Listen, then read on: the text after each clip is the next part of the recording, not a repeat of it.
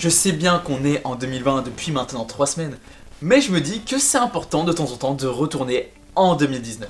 Bonjour à tous, c'est le Fanboy et aujourd'hui je vais vous parler voilà, de quelques séries de l'année 2019 qui m'ont marqué. Alors je vais parler donc de séries mais vraiment des nouveautés 2019, donc c'est-à-dire je ne parlerai pas du coup des nouvelles saisons de La Casa de Papel, de Stranger Things. Je vais vous en parler sans spoiler. Là je vais faire un petit classement. Voilà, donc numéro 7, numéro 6, voilà. Il va y avoir 7 séries plus un petit bonus. Enfin je dis bonus parce que c'est une série qui est arrivée à quelques jours de 2019, juste avant 2018. Mais je me dis, il faut que j'en parle. Je vais vous en parler, bon, c'est une série qui est extrêmement connue, un très gros succès. Donc voilà, donc peu de chances que vous n'en ayez jamais entendu parler. Par contre voilà, petite précision avant aussi, j'ai pas encore eu l'occasion de voir vraiment des grosses séries comme Chernobyl, Watchmen, His Dark Materials, donc tout ça. Désolé, je vais pas en parler, parce que je ne peux pas parler de séries que je n'ai pas encore vues. Allez, on commence tout de suite avec un petit numéro 7 et c'est The Boys. Alors The Boys, c'est une sorte de presque de satire sur les super-héros. En fait, ça se passe vraiment dans un monde où les super-héros vivent parmi nous, mais ils sont limite vénérés par la population. Ce sont de véritables stars, sont limite comme des dieux, sauf qu'ils sont pas cool du tout. The point is, we need each other. We're fucking dead in the water. Jesus, he gives the worst pep talks. He really does.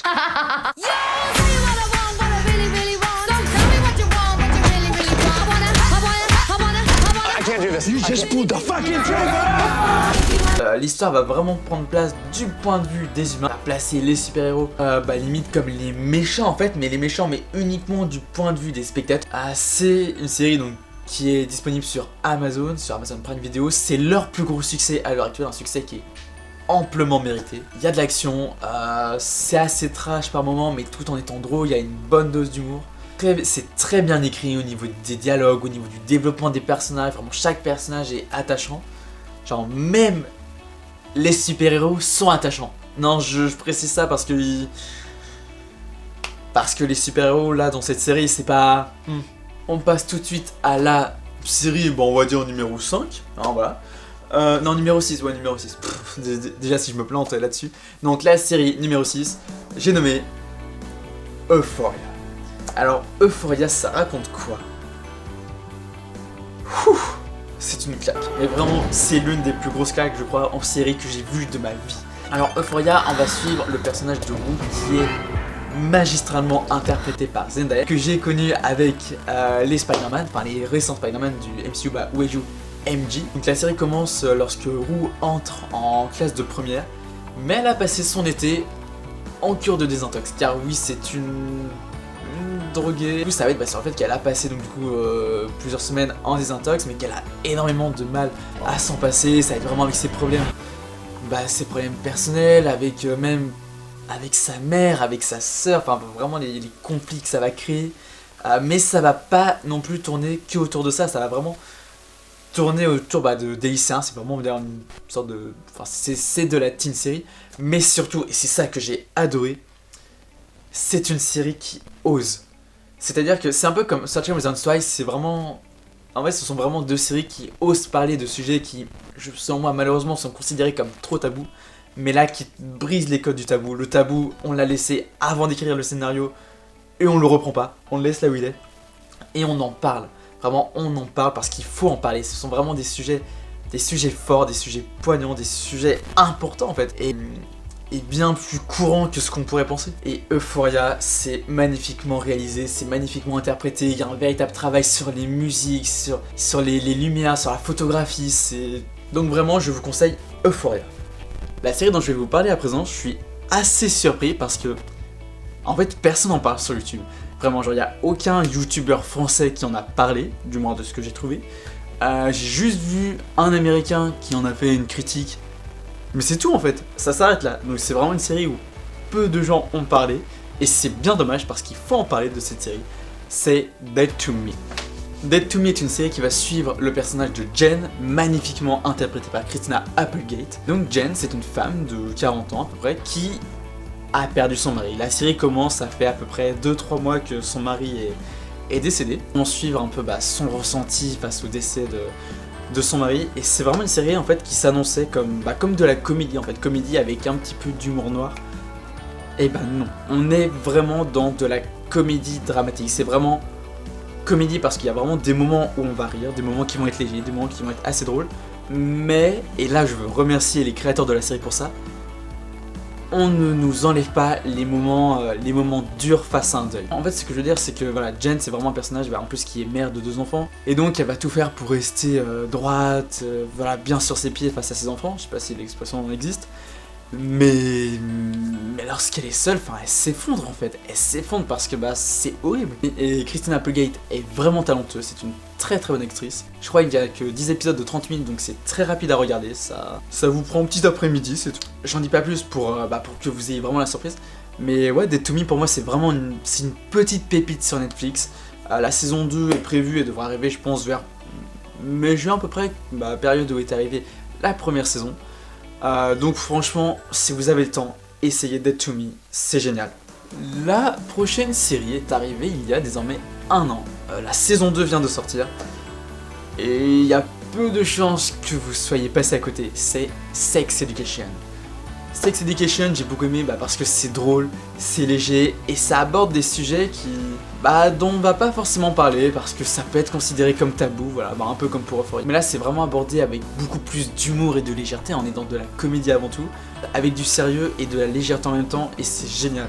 Bref, c'est une excellente série, j'ai hâte de voir la saison. Je vous avais promis un bonus. Il est là. Alors oui, donc je le rappelle, c'est une série qui est sortie fin 2018, mais bon, je l'avais quand même parce que voilà, j'ai envie d'en parler. Là encore, énorme succès de Netflix, c'est You.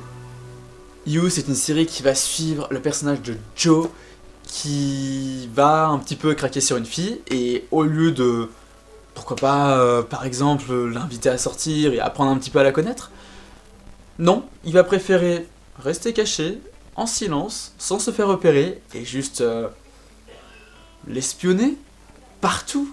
Et c'est chelou. Et c'est en même temps génial. Et je dis pas qu'ils vont reproduire ça, surtout pas. Mais c'est une très très bonne série, c'est très bien amené, c'est très bien joué, et c'est vraiment un parfait mélange entre le thriller et la romance, et 2 genres que j'adore particulièrement, donc les 2 ensemble, c'était fait pour me plaire. Il nous reste 3 séries à parler.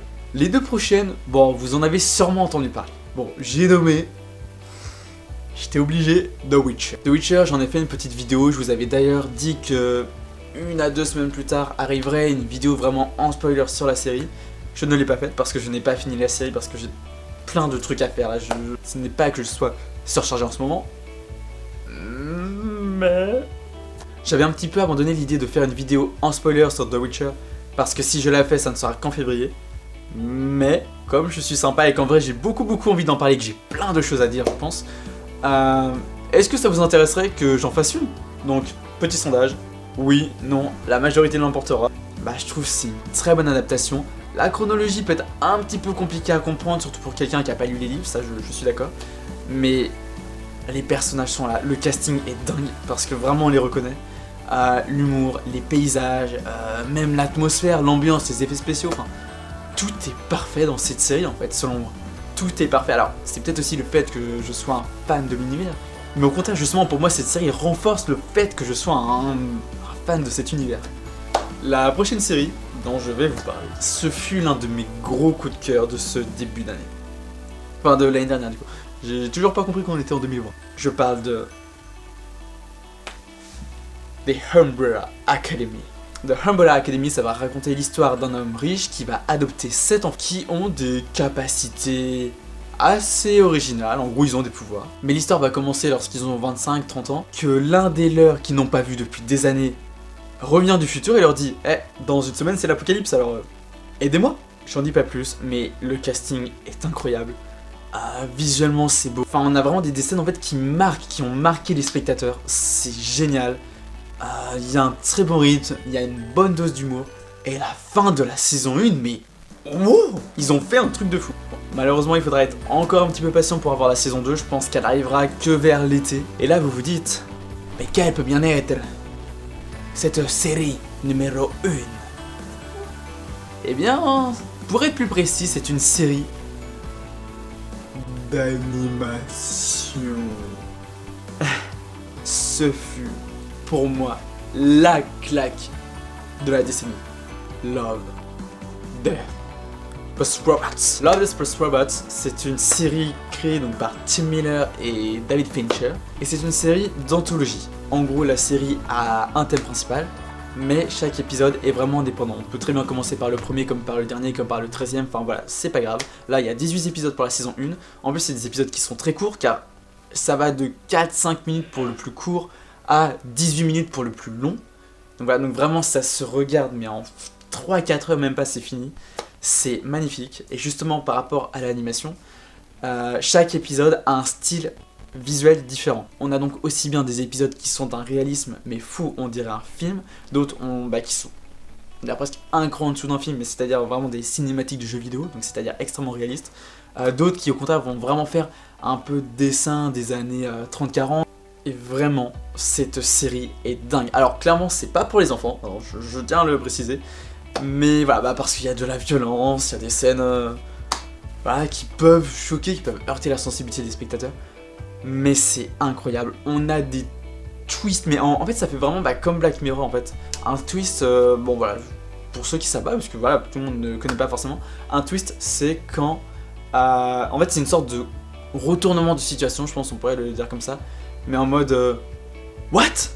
Vraiment le truc, on ne s'y attendait pas. Et du coup là on l'a eu dans certains épisodes de Love, Death Plus Robots, c'est vraiment, on a le twist, on se dit, mais non. L'épisode après va se finir sur ça et c'est incroyable. Et vraiment il y a des épisodes, mais là ça fait presque un an que je les ai vus, qui me font encore réfléchir. C'est incroyable, c'est un chef d'œuvre. J'ai hâte de découvrir la saison 2. Elle devrait arriver cette année normalement. Quoi qu'il en soit, je sais que en un après-midi ça va être fini. Bon voilà, c'est déjà la fin de cette vidéo. J'espère que ça vous aura plu, j'espère que vous avez trouvé ça sympa, que je parle un petit peu des quelques séries qui m'ont marqué. Donc n'hésitez pas à vous abonner, à lâcher le petit pouce bleu. N'hésitez pas également à me dire en commentaire quelles séries vous ont plu durant l'année, que ce soit des séries de 2019 comme 2018, 2016, 1995, voilà, peu importe, au contraire. Je vous dis à bientôt pour une prochaine vidéo, c'était Fanboy et bonne soirée.